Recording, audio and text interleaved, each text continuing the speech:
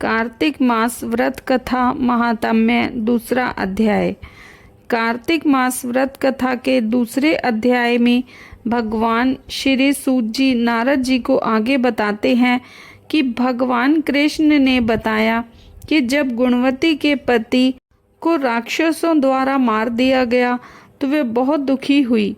श्री कृष्ण चंद्र जी ने कहा, हे देवी, गुणवती अपने पिता और स्वामी को राक्षस द्वारा मारे जाने का संवाद सुनकर पिता और पति के कलेश से दुखित हो करुण विलाप करने लगी।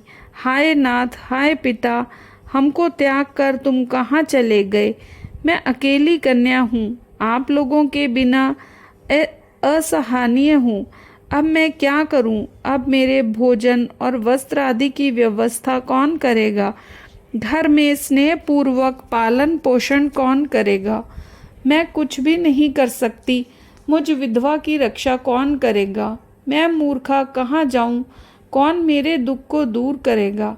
मैं कहाँ रहूँ? क्या करूँ? हाय देव, मुझ पर ऐसा कोप, अब मैं कैसे जीऊँ? मैं बड़ी ही पापिन हूँ। श्री कृष्ण चंद्र देव जी ने कहा कि इस तरह रोती हुई वह मृगी की तरह व्याकुल होकर अपने को भाग्यहीना, असुखी, आशाहीन जीवन जीती हुई बोली कि अब मैं किसकी शरण में जाऊं जो मेरे दुख को हरे। तत्पश्चात वायु से आहत केले के वृक्ष की तरह वह पृथ्वी पर गिर पड़ी।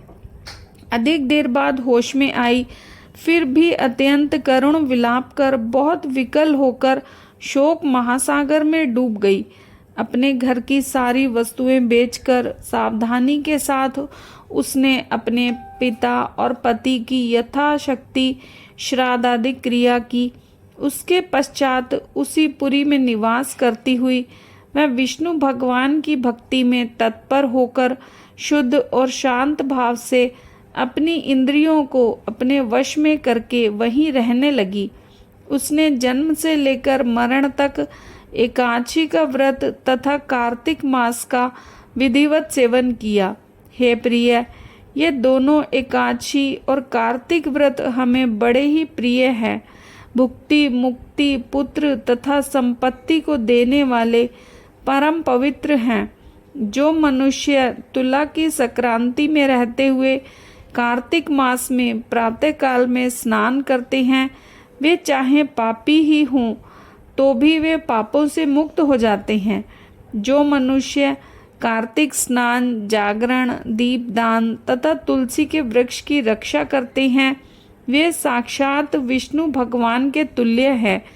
जो भक्त कार्तिक मास में विष्णु भगवान के मंदिर की स्वच्छता तथा विष्णु भगवान का सुचितवन करते हैं, वे प्राणी तो जीवन मुक्त हैं। इस प्रकार जो जन कार्तिक मास में 3 दिन तक श्री विष्णु के मंदिर की स्वच्छता अथवा उनका पूजन करते हैं, देवता गण भी उनकी वंदना करते हैं। जिन्होंने जन्म भर इस नियम का पालन किया है, उनका तो कहना ही क्या है। इस प्रकार वह गुणवती दत्तचित होकर प्रतिवर्ष कार्तिक का व्रत और विष्णु भगवान की पूजा भक्ति पूर्वक करती रही। हे प्रिय, एक बार वह रोग के कारण दुबली हो गई थी तथा ज्वर से पीड़ित होने पर धीरे धीरे किसी प्रकार गंगा स्नान करने को गई। वह जल में स्नान करने के निमित्त उतरी और जाड़े से कांपने लगी और विकल हो गई। तब उसने आकाश की ओर से अपनी ओर आते हुए एक विमान को देखा, जो शंख, चक्र, गदा और पद्म आदि विधिवत शस्त्रों से सुशोभित विष्णु भगवान का रूप धारण करने वाला था। रथ पर उनके वाहन गरुड़ की ध्वजा अंकित थी। तब मेरे यानी विष्णु के गण विमान पर चढ़ाकर उस पर चंवर धुलाते हुए अप्सरा गणों से सुशोभित उस गुणवती को बैकुंठ लोक में ले गए। वह गुणवती प्रज्वलित अग्नि की शिखा की तरह उस विमान में बैठी हुई एकमात्र कार्तिक व्रत के प्रभाव से मेरे समीप आई।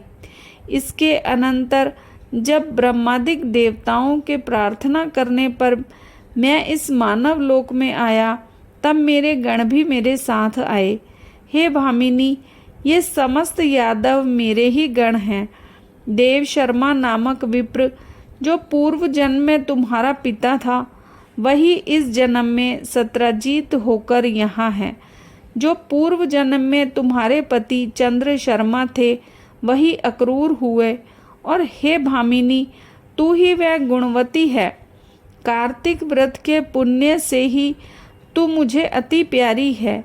हे शुभे, पूर्व जन्म में मेरे मंदिर के द्वार पर तुमने तुलसी का बगीचा लगाया था। उसी पुण्य के प्रभाव से तुम्हारे घर में यह कल्प वृक्ष सुशोभित हो रहा है। पूर्व जन्म में जो तुमने कार्तिक मास में दीपदान किया था, इसी कारण तुम्हारे शरीर में शोभा है और तुम्हारे घर में साक्षात अचल लक्ष्मी निवास करती है। उस जन्म में तुमने जो व्रत आदि पति स्वरूप भगवान के लिए अर्पण किया था, उसी के फल से तुम इस जन्म में मेरी प्रिय भार्या हुई हो। पूर्व जन्म में आजीवन तुमने नियम सहित कार्तिक मास का व्रत किया था, उससे कभी भी हमारा और तुम्हारा वियोग नहीं हो सकेगा। इस प्रकार जो प्राणी कार्तिक का व्रत करेंगे, वे सब भी मेरे ही समीप रहेंगे और तुम्हारे ही समान प्रिय होंगे। यज्ञ, दान, व्रत तथा तपस्या करने वाले मनुष्यों को जो फल प्राप्त होता है, वह कार्तिक व्रत के पुण्य फल का 16वां भाग भी नहीं होता। श्री सूत जी बोले, इस प्रकार सत्यभामा श्री कृष्ण भगवान से अपने पूर्व जन्म संबंधी पुण्य के प्रभाव का वृतांत सुनकर प्रसन्न हुई तथा सारे संसार के आदि कारण भगवान श्री कृष्ण चंद्र जी को प्रणाम करके बोली,